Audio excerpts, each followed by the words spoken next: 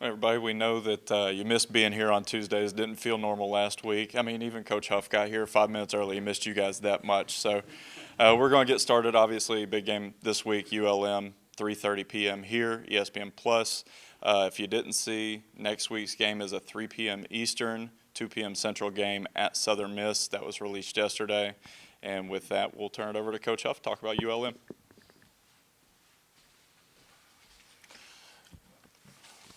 How's everybody doing? Great to be back.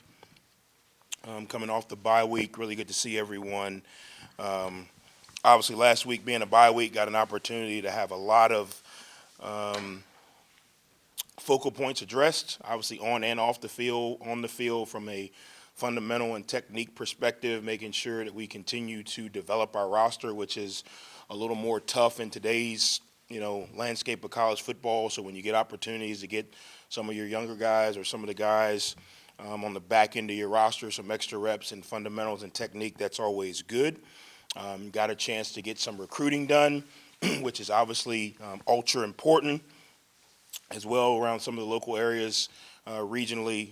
Got out a chance to see some of the guys committed to us as well play this weekend as well. Also, really got a huge opportunity to really spend a lot of time with our team without the kind of regimented schedule of a game or a practice or this period coming up. Spent a lot of time with our guys last week informing them about the voting process that is coming up. This summer, we got help from some of our local officials and got our entire team registered to vote this summer. And then this past week, we kind of gave them the information, not who to vote for, but what voicing your opinion does, what voting means, where you can go vote, how you can go vote if you decided to vote in your home state or here locally, how you go about that process, the whole nine. I think obviously my role is to win football games. I understand that, but it's also developing these young men so that they can be champions in life, not just really good football players. So that was really good. Obviously, this week coming up is Senior Day.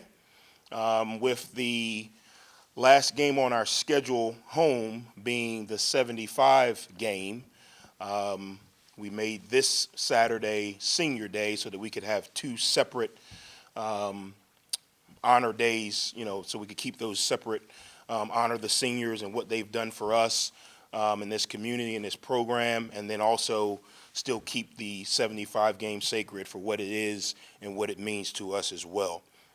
This weekend will also be our breast cancer awareness donation game. I'm a little bit different. We don't necessarily wear pink wristbands and pink towels. I don't think there's anything wrong with that. My philosophy is, yes, that brings awareness. Yes, that lets the world know that you're bringing awareness to the disease. But my belief is the disease needs resources. So instead of bringing awareness, we want to bring donations. So what we do for our guys is we have our guys all donate something, from a penny to $1 to $10, $20, whatever they choose to donate. Myself and the coaching staff will do the same thing. I typically match whatever the team comes up with. So if they come up with $500, I match $500, and we make a donation to the local breast cancer awareness center here in West Virginia.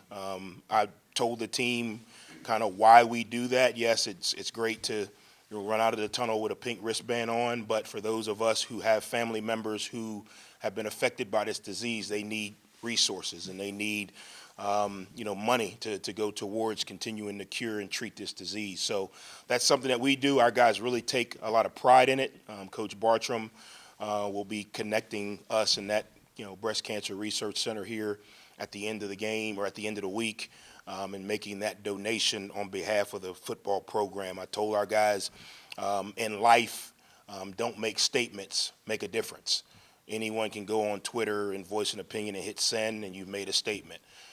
It takes a lot of action to go out and make a difference in something that you believe in or something that you want to support. So this is a way for us to make a difference in the breast cancer awareness fight that is going on across the country.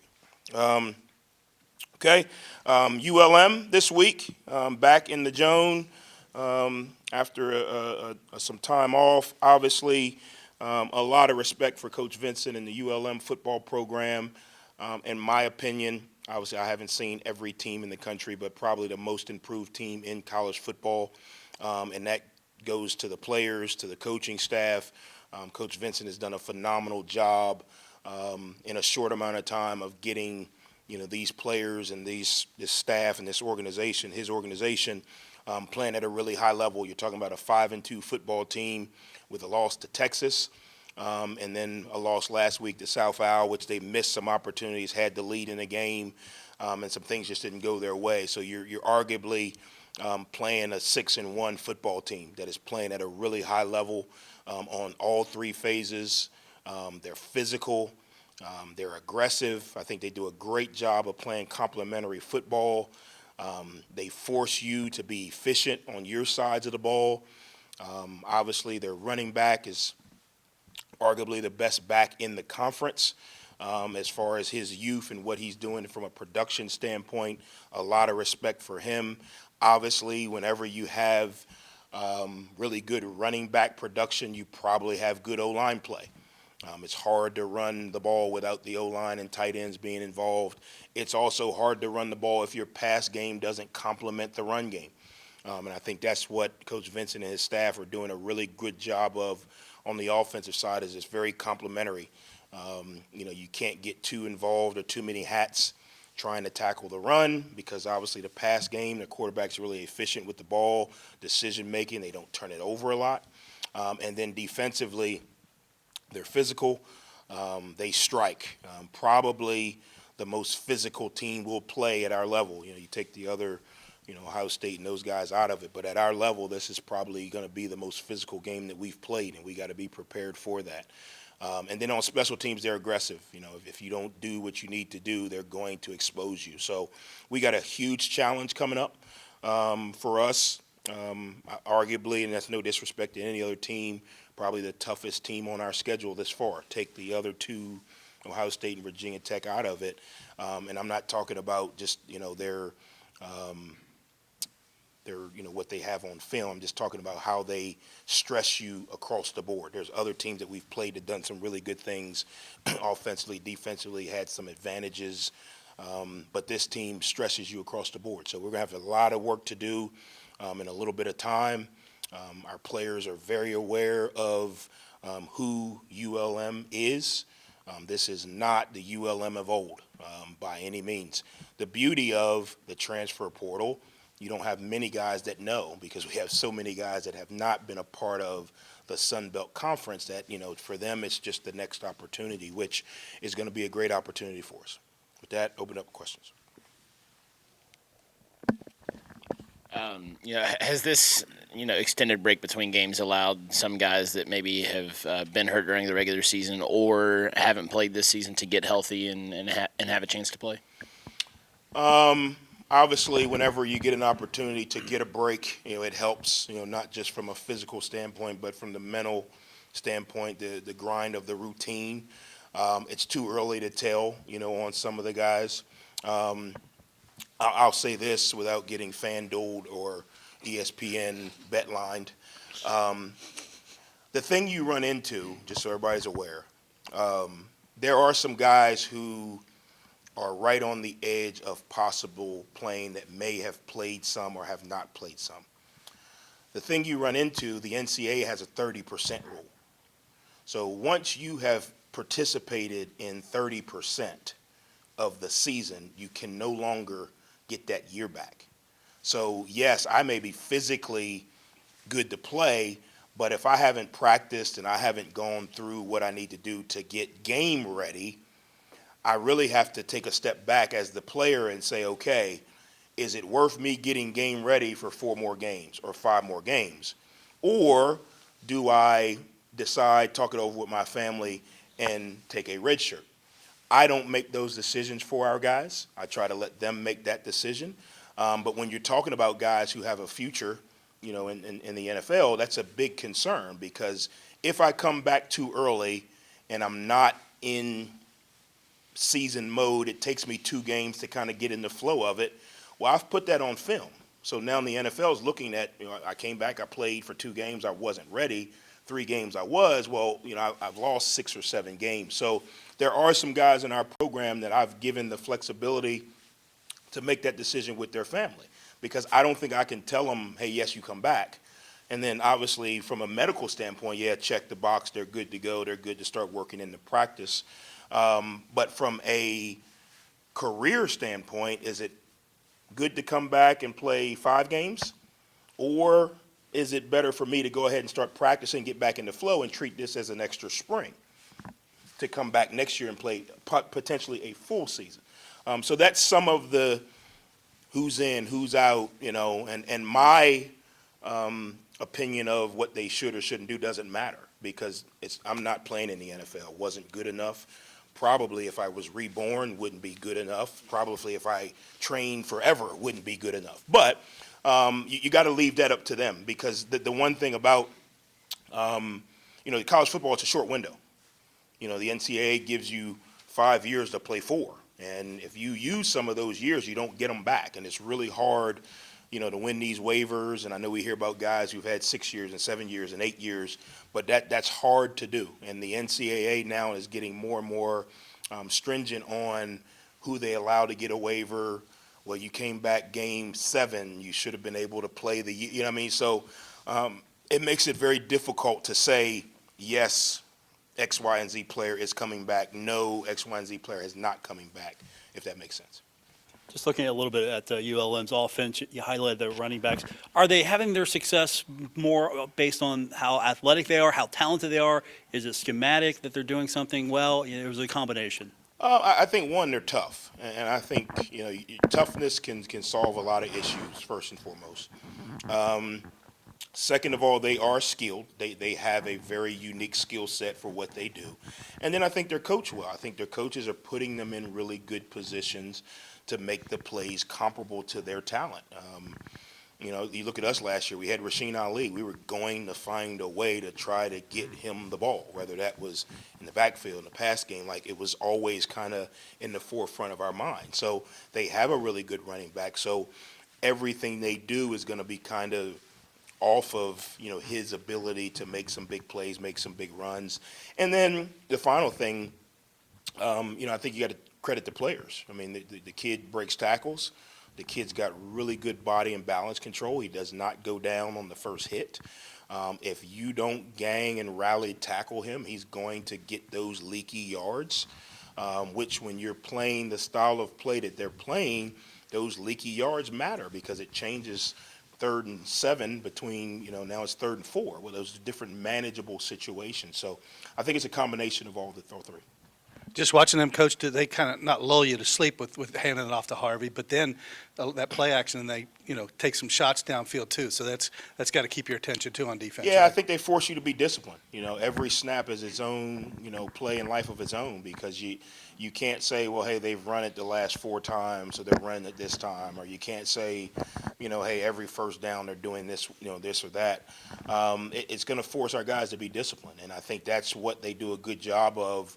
Obviously, they're waiting to see, if JJ starts making a bunch of tackles at the line of scrimmage, they're going to say, okay, well, who made that tackle? The safety. Okay, we're getting close to one of these play action passes, down the field. So our guys got to stay disciplined. It's going to be a true team effort, because if the front's doing what they're supposed to do, the safety don't have to get involved as fast. If the backers are doing what they're supposed to do, the safeties can play a little bit more disciplined. But when you start stressing those units, now the safeties got to get more involved, which stresses them. So it's going to be a huge game of discipline and eye control, because they do a really good job of marrying up, what they do. It looks the same. It's not like, oh, well, here comes the play action pass because they're in this formation, or here comes the run because they're in this formation. They marry them up and make them look the same. So you got to be really disciplined and have great eye control. Coach, so often, when we see a day like this coming Saturday with a senior day, it's typically later in the season, but an emotional day regardless. And I know a lot of young men there that, have helped you over the course of your 4-year tenure here. Yeah, I'm probably, one of the few people that are forever indebted to this group. I mean, this is no longer, Logan is the only quote unquote, I won't say holdover, but the only one that was here pre our staff. All of these guys chose Marshall, and they chose our staff and our beliefs and our culture. That goes a long way, and there are a lot of options out there, trust me, where guys can go and have phenomenal experiences. But for these guys, and even the guys that've only been here 6 months, I'm indebted to those guys as well, because all of these guys had options. None of these guys that we've recruited, whether it's the high school ranks or via the transfer portal, were like, well, I'll settle with Marshall. It wasn't that. It was like, I want to go to Marshall. I want to be a part of, Coach Huff's program. I want to be a part of the community. I want to be a part of the Sun Belt. I want to be a part of that. And when someone chooses you, I think it goes a long way. Obviously, they could have chose any other school in the country and probably went and did phenomenal things, but they chose to come here. They chose this community. They chose this fan base. They chose, this administration. They chose Marshall. So when you really step back and think about it, it kind of tugs at your heart a little bit, because this is the world of. I mean, you can go play Division III and have a phenomenal experience. It's not like 20 years ago where there was 20 or 30 schools where everybody kind of flooded to. So I owe these guys a lot. That's why I work so hard. That's why I try everything under the sun to create an opportunities for these guys to be successful, not just in football, but in life. Like, that's why we're doing the voting. That's why we do player development. That's why we do the job fair in the summer. That's why we're probably, 90%, job placement when our guys leave here. Amir Richardson and Devin Miller, two guys that played here and did a phenomenal job, are both working in the professional world. They come back all the time, and they're joking me about things that I used to say to them in practice that they're saying at their job. That's what, to me, coaching is about. Yes, I get it. Don't get me wrong. The coaches get hired and fired based on winning and losing. I go to sleep at night making sure, or feeling great, that my players have a chance to be successful in life. And that's what's important to me. Don't get me wrong. Winning and losing is the end-all, be-all. I get it. But I'm not going to treat my players as a win or a loss. I'm going to treat them as someone's son. I'm going to treat them as someone's future husband.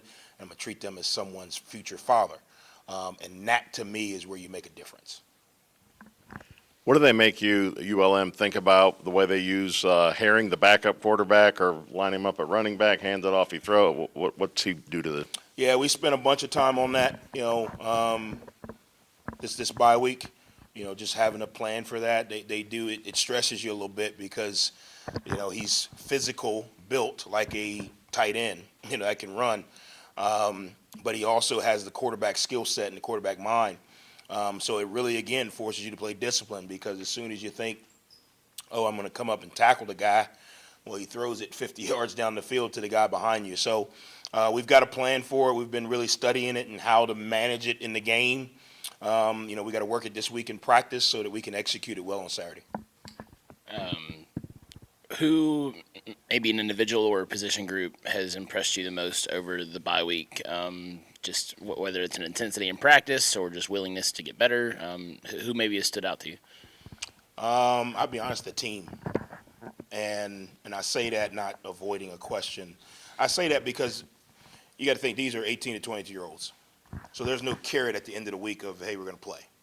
So when we come out on Tuesday and we're doing a full practice and we're working on fundamentals and the basics, getting in a stance, releasing, coming off the line, if they don't have a level of maturity, it can turn into, why are we doing, like, think about it. If people at your job ask you to write your ABCs, you'd be like, well, why am I writing my ABCs?